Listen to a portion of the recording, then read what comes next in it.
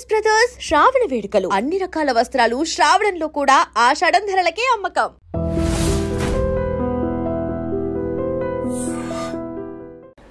Sir ఇప్పుడు ఇంతటి message oriented పాట ఈ చిలక ఏ తోడు లేక అనే పాట ఇంత సెన్సేషన్ క్రియేట్ చేసింది కదా. అయితే మీ మీ స్టోరీయే ఒక అద్భుతమైన సందర్భం శాస్త్రి గారికి, ఇంకా ఆయన విశ్వరూపం అది.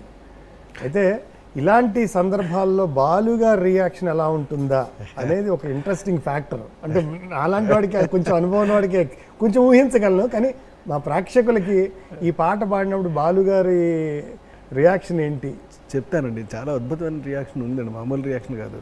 సాధారణంగా నా అదృష్టం కొద్దీ అంతటి మహాస్వరకర్త ఆయన ఆ స్వరం పట్టుకుని, అంటే బాలు అనే పేరున్న స్వరం అది, మహానుభావుడు, బ్రాండ్, ఇంటర్నేషనల్ బ్రాండ్, మామూలు బ్రాండ్ కాదండి అది. అలాంటి మహానుభావుడు నాకు పాటలకి పాడడానికి వచ్చేటప్పుడు ఇక మిగతా ఏమి పెట్టకండి, హాయిగా పాడేసుకుని వెళ్ళిపోదాం ఇంటికి అనేవాడండి ఆయన. ఇది ఆయనకు ఉన్నటువంటి ఇది. అప్పుడు మీడియా ఆర్టిస్ట్ అలాగని చెప్పేసి అందులో రికార్డింగ్ జరుగుతున్నప్పుడు అండి ఆయన వచ్చారు. వచ్చిన తర్వాత ఫస్ట్ ఈ పాట అయితే బాగుంటుంది అలాగని చెప్పేసి ఆయన వచ్చిన తర్వాత ఈ పాటే అక్కడ పెట్టామండి. పెడితే ఆయన చూశాడు, ఆయన చిలక ఏ తోడు లేక ఎటేపమ్మ ఒంటరి నడక మొత్తం చదివాడు పాట అంతాను. ఏమండి కృష్ణారెడ్డి గారు ఈ పాట ఎవరు రాశారు అని అడిగారండి. ఇలా మన శాస్త్రి గారు రాశారండి. మీరేమో అనుకోకపోతే నేను వెయిట్ చేస్తాను ఒక 10 నిమిషాలు, శాస్త్రి గారిని పిలిపిస్తారా మీరు అని అడిగారు. చూడండి, శాస్త్రి గారిని ఒక్కసారి పిలిపించండి సార్, ఎందుకంటే పాట చదివిన తర్వాత ఆయన అభినందించకుండా ఉండలేకపోతున్నాను నేను. నాకేమి ఇప్పుడేమి పర్వాలేదు, అంటే మీకు మళ్ళీ నెక్స్ట్ సాంగ్స్ ఇవన్నీ ఉంటాయి కదా, మీ రికార్డింగ్కి వస్తే నేను ఏది పెట్టుకోనండి, ఖాళీగా ఇంకా ఆ రోజంతా ఎంజాయ్ చేస్తాను నేను. మీరు ముందు పిలిపించండి ఆయన్ని, కారు పంపించండి, వెంటనే వచ్చేదాకా నేను వెయిట్ చేస్తాను, సరదాగా కబుర్లు చెప్పుకుందాం అని. అంతకన్నా వెంటనే ఫోన్ చేసి శాస్త్రి గారికి చెప్తే ఆయన అయ్యో బయలుదేరి వచ్చేస్తాను, కారు పంపిస్తానంటే అక్కర్లేదు నేను వచ్చేస్తాను, బాలు గారు లాంటి వాడు అడుగుతున్నాడు అంటే నేను ఉంటాను ఇక్కడ అని చెప్పి వస్తారండి. ఆయన ఇమ్మీడియట్గా వస్తారండి. వచ్చిన తర్వాత లోపల కూర్చోబెట్టి కౌగిలించుకుని ఆయన్ని, ఏమయ్యా ఏమి పాట రాశావయ్యా, మామూలుగా రాయలేదు, నువ్వు ఒకసారి నీ నోటితో అనవయ్యా నేను వింటాను అని. అలాగే ఆయన చేత ఈ పాట పాడించుకుని విని ఆయన, మరి రికార్డింగ్ అయ్యేదాకా నువ్వు ఉంటావు కదా అని అడిగాడు. ఉంటాను అన్నాడండి. ఉండండి నేను పాడతాను ఇప్పుడు, ఏమాత్రం మీకు ఇది అని అనిపించినప్పటికీ కూడా మీరు చెప్పేసేయండి అని చెప్పి ఆయన సరే అవుతానండి రెడీ చేసుకోండి అన్నాడు. రెడీ అన్నాం మేము. ఇంకా ఆయన కూడా వచ్చేసాడండి, రికార్డింగ్ రూమ్లోకి వచ్చేసాడు. ఇంకా ఇంజనీర్ గారు నేను మొత్తం అందరం కూర్చొని ఉన్నాం అక్కడ. అందరూ కూర్చొని ఉండగా లోపల బాలు గారు వెళ్ళి, ఏమండి ఒక 10 నిమిషాలు అలా సైలెంట్గానే ఉండండి అందరూ, మీరు కూడా ఏం మాట్లాడుకోవద్దు అక్కడ, ఎందుకంటే మీరు మాట్లాడుకునేది నాకు ఇక్కడ వినపడుతూ ఉంటుంది కదా, అక్కడ రికార్డింగ్ థియేటర్లో ఫెసిలిటీ ఉంటుంది కదా అండి, అంచేత please don't talk for 10 minutes. నేను చెప్పేంత వరకు మీరేమీ అసలు ఏ సౌండ్ చేయకుండా ఉండండి సార్ అని 10 నిమిషాలు అలా సైలెంట్గా ఉన్నాడండి. 10 నిమిషాలు అయిన తర్వాత మొత్తం ఆయన మూడ్ అంతా బ్రేక్ చేసుకునండి, తగ్గించుకుని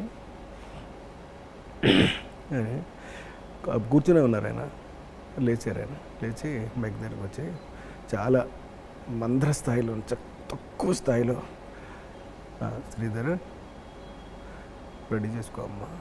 చూడండి ఎంత చిన్న వయసులో అంటున్నాడు ఆయన. రెడీ సార్ అన్నాడు ఆయన. అన్న తర్వాత ఫస్ట్ లైన్ అండి, చిలక ఏ తోడు లేక ఏటే పమ్మ ఒంటరి నడక అనేసి ఆపేశాడు నేను. శాస్త్రి శాస్త్రి శాస్త్రి అసలు అంటే చూడండి, ఆయన మెప్పుకోలు అంటే ఎక్కడ బాగుందో అక్కడ మెచ్చుకోవటం. మునుసు శాస్త్రి శాస్త్రి శాస్త్రి ఈయనేమో ఇక్కడ బాబు ఇది ఏమనాలో ఏంటో తెలియక మాకంటే కనపడుతున్నాడు కదా, ఉబ్బి తబ్బి భయపడు అంటారు చూడండి. అది చూశాను ఆయన దగ్గర, శాస్త్రి గారి దగ్గర. ఈయన చిన్నపిల్లలాగా అంత పెద్ద అయినా అంత మాటలు మన గురించి మాట్లాడుతున్నాడు అని అంటే అలాగా. ఆ తర్వాత పాడినండి ఆయన, అసలు అద్భుతం అనమాట.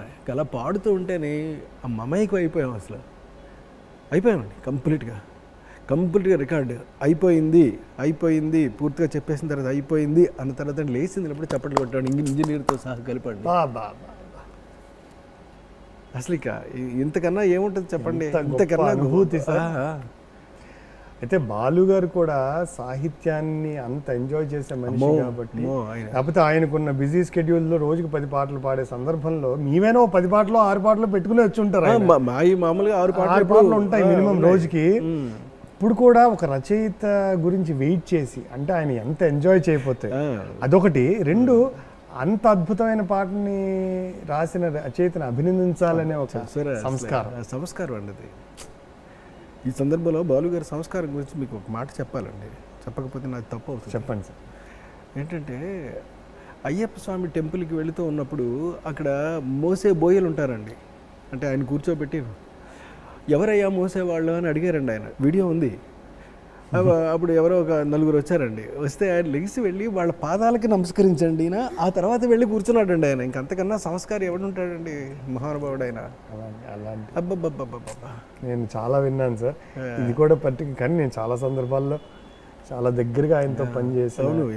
మీరు అన్నట్టుగా చాలా తక్కువ కాలంలో ఒక 2 మహానుభావుల్ని మనం కోల్పోయి ఇండస్ట్రీకి సంబంధించి, అంటే వీళ్ళందరూ తెలుగువారు, వీళ్ళిద్దరూ ముఖ్యంగా తెలుగువారు అని చెప్పుకోవడానికే మనం అందరం గర్వించాల్సినటువంటి వ్యక్తులు. అంటే పుట్టడం గిట్టడం ఇదంతా. అప్పటికే ఆత్రేయ గారు వెళ్ళిపోయారు మహానుభావుడు. ఆ తర్వాత కొంచెం గ్యాప్ తర్వాత వేటూరి గారు వెళ్ళిపోయి స్టార్ట్ చేశాడండి ఆయన. వేటూరి గారు బాలు గారు వెళ్ళిపోయారు, బాలు గారు శాస్త్రి గారు వెళ్ళిపోయారు. అంటే మనకి అట్లీస్ట్ వేటూరి గారు 2010లో తర్వాత 2021 వరకు ఒక 11 ఏళ్ళు వీళ్ళిద్దరూ. కాదండి, ఇంకా సాహిత్యపు పల్లకిని మోసే బోయలేరండి. బోయలేరు ఎక్కడున్నారు, ఎక్కడ మిగిలి ఉన్నారు చెప్పండి. లేదులేండి సార్, ఈ మహానుభావుల ఆశీర్వాదంతో శాస్త్రి గారు ఒక పాటలో అంటారు, కూసే కోయిల పోతే కాలం ఆగేనా అన్నట్టుగా. అది నిజమే అనుకోండి. అయితే వీళ్ళందరూ ఇచ్చిన ఈ సంపదని, ఇన్స్పిరేషన్ ని, అంటే వీళ్ళందరితో పాటు కలిసి మెలిసి వాళ్ళతో పాటు మమేకం అయిపోయండి, వాళ్ళతో పాటు అనుభవాలు అనుభూతులు పంచుకున్న మనకే బాధను వెలిపించుకోవటమే తప్ప అంతకుమించి ఏం కాదండి. కానీ వాళ్ళు నేర్చుకోవడానికి బోల్డ్ అంత ఇచ్చేసారు. ఎందుకంటే ప్రతి పదం ఒక డిక్షనరీలో ఎలా పాడాలని మాలాంటి గాయకులకి, ప్రతి పదం ఎలా రాయాలి, ఏ సందర్భానికి ఎలా రాయాలని రచయితలకి వీళ్ళందరూ ఇంతంత మనకి గని ఇచ్చేసారు సంపద. ఇట్స్ ఏ గ్రేటెస్ట్ ఎన్సైక్లోపీడియా అంతేనండి, ఇచ్చేసి వెళ్ళారు. కాబట్టి మనకి పెద్దగా మార్గం సుగమం అయిపోయింది. వాళ్ళకి లేదేమో కానీ మనకైతే వాళ్ళంటే వాళ్ళు అప్పుడు బిగినింగ్ స్టేజ్ కనుక వాళ్ళు వెతుక్కుని ఎక్కడెక్కడి నుంచో పోగేసుకుని ఐడియాలని కలెక్ట్ చేసి రాయడం. ఇప్పుడు మన శాస్త్రి గారి పాటలో రాశారు కదా, 2 రెండులేను అది అదిరింది కదా పట్టుకుని, అది అలాగే కొంచెం అలా మార్దాం అన్నట్టుగానే ఈ ప్రపంచం అయితే మీరు సిద్ధంగా ఉంది, రాత ప్రపంచం. సారీ.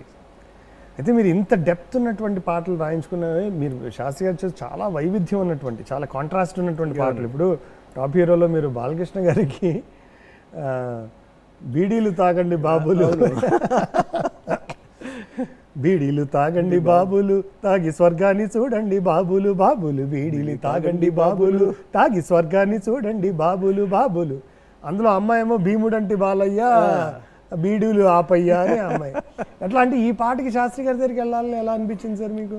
అంటే ఎలాంటి పాట అయినా చెక్కేయగలరండి ఆయన. అంతేనండి, సరసస్వర దగ్గర నుంచి చిలకా దగ్గర నుంచి ఎక్కడికైనా తీసుకెళ్ళిపోగలడు. అంచేత బాగా డిఫరెంట్గా ఉన్న పాట ఏదైనా ఉంటే ఆయన దగ్గరికి మోసుకుపోయేవాళ్ళం. అందులో ఇది కూడా డిఫరెంట్ సాంగే. యువతల బాలయ్య, అవతలేమో బీడీల మీద పాట రాయవలసింది శాస్త్రి గారు. చూడండి కనెక్షన్స్ ఎలా ఉంటాయో.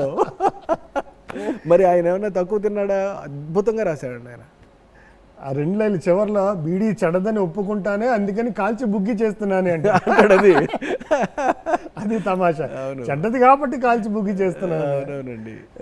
అయితే ఇప్పుడు మనకి సెన్సార్ పాయింట్ ఆఫ్ వ్యూ నుంచి మీకు కానీ శాస్త్రి గారు కానీ ఎలాంటి అభ్యంతరాలు రాలేదా? అసలు ఎప్పుడూ లేవండి.